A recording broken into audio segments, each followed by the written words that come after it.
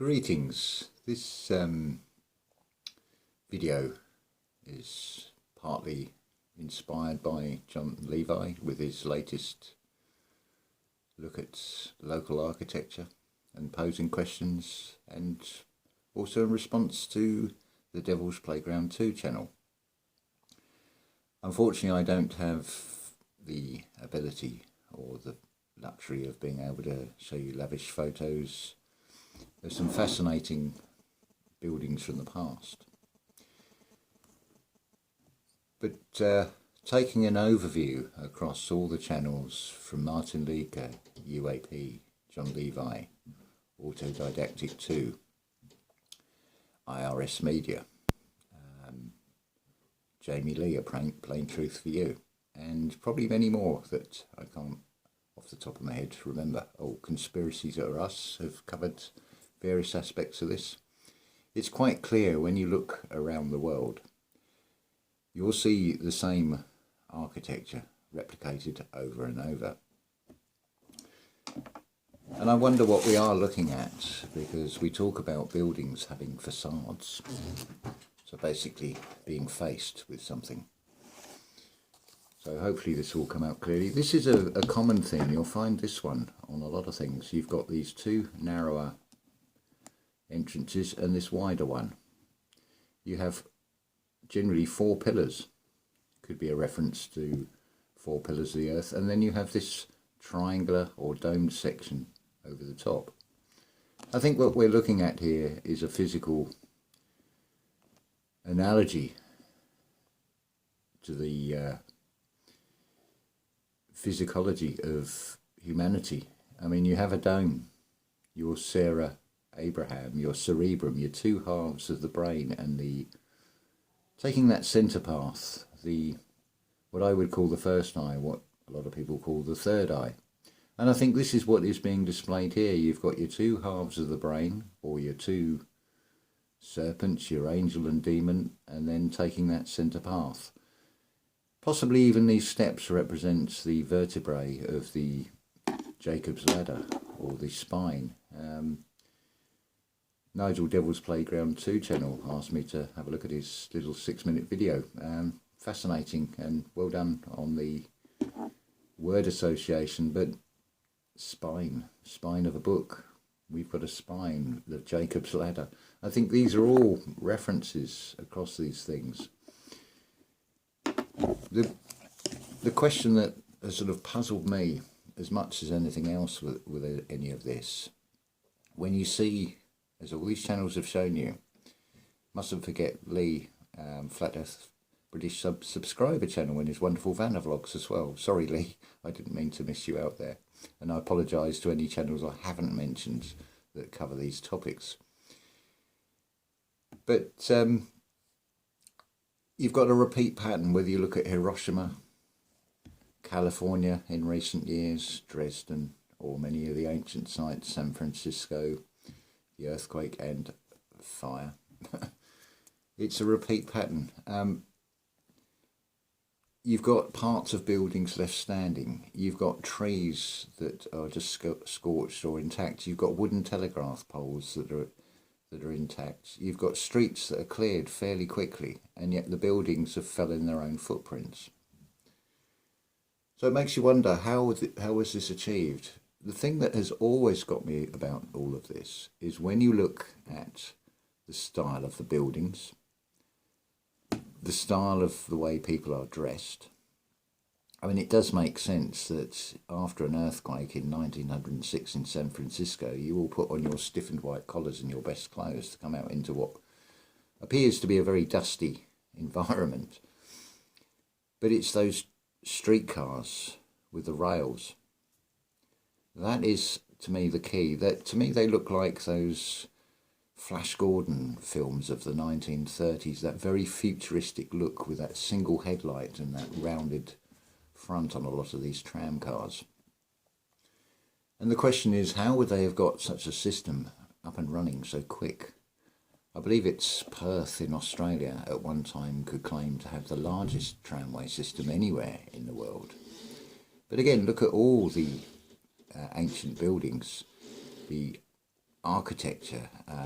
If you look at a picture, I think it was Martin Leaker showed you a city in Japan in the 1920s, in a time when Japan was supposed to be very insular and yet almost indistinguishable from somewhere like London or Paris or New York of the time. So these tram cars, how did they get them up and running so quickly? That is the key, I think, to this. I think what we're looking at here, or at least would explain part of this, I'll use this illustration. I think we're looking at, think about pilots that go to high altitudes. They're insulated. It implies that the higher you go, the colder it gets. Bit of smoky atmosphere there. It's also known that you've got natural geothermics below the ground. So what I'm suggesting here is the key to this is the astrology. The controllers always seem to do everything in terms of astrology and dates. Talking at the moment, or there was a headline in the UK that the British Prime Minister Boris Johnson is talking about keeping the lock going down till June the 21st. Summer solstice. Coincidence, maybe? I'll leave that to you to make your mind up on. But what if you bring that cold from above into contact with the heat from below, as above, so below? I would suggest that there is some ability, some secret knowledge of a cold fusion arcing, which has also been shown on various channels, how when you look at the Google Earth, you've got what almost look like fir tree patterns and branches spreading out across the land, and it also looks like arcing. This is done these days with burning wood to make that sort of patterned effect through arcing, through running a current, which then burns the wood and makes sort of pretty patterns, shall we say. So what if you could control that cold in connection with the heat? It seems quite obvious from even the California fires that when plastic wheelie bins are not even being scorched and not melting, that there is an ability to accurately direct a high intense energy that can melt things at temperatures that are almost inconceivable and impossible to generate if you're just an ordinary Joe, as it were, Joe Public. So if you could control those magnetics and bring it down and possibly run a frequency, I would suggest that the weight of these buildings has actually taken them down, rather than the mud flood and things rising. I'm not saying this is in all cases, but when you've got those electric streetcars and those rails in place so quickly, to me that implies that the buildings have actually sunk downwards. That's my sort of thoughts and theory on how some of this was achieved. It does seem to be the further back you go in history, the bigger the structures, the megalithic period,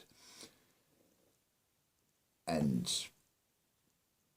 the devastation is far greater. When you see this opens up the question of what exactly is rock in the first place.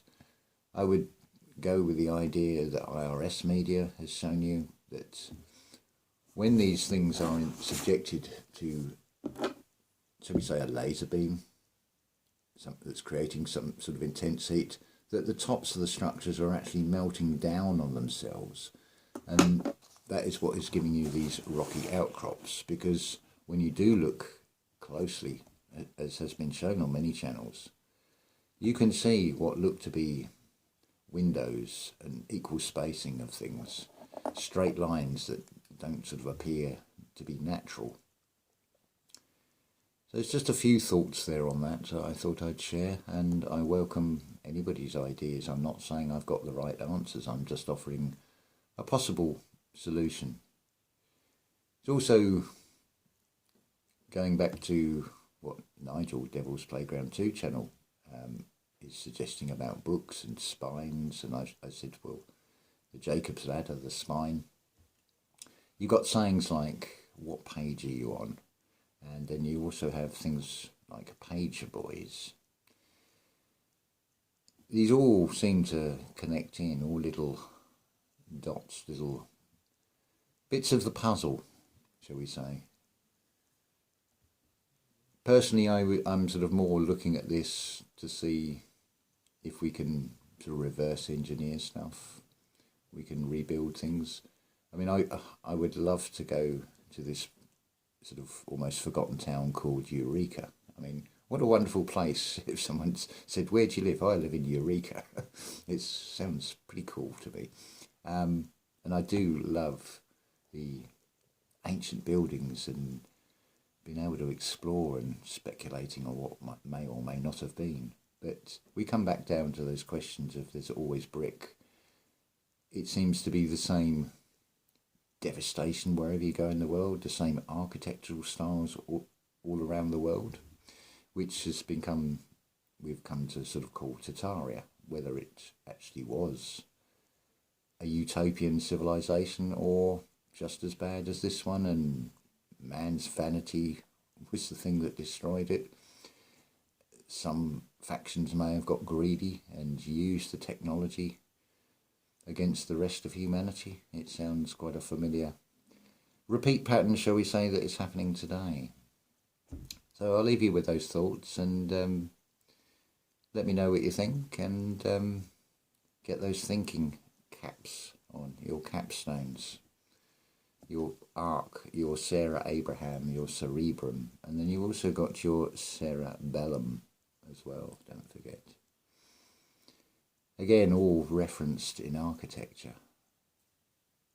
So I'll leave that there and say ta-ta for now as I figure out what series to put this video in, to be honest, because it doesn't fit in with anything else I've been talking about recently. But it'll appear somewhere on my channel anyway as my latest video. So I wish you all a wonderful day, and I hope you have this beautiful spring weather like I've got out there, and the blue skies, and yeah, time to get back out in that natural vitamin D, I think.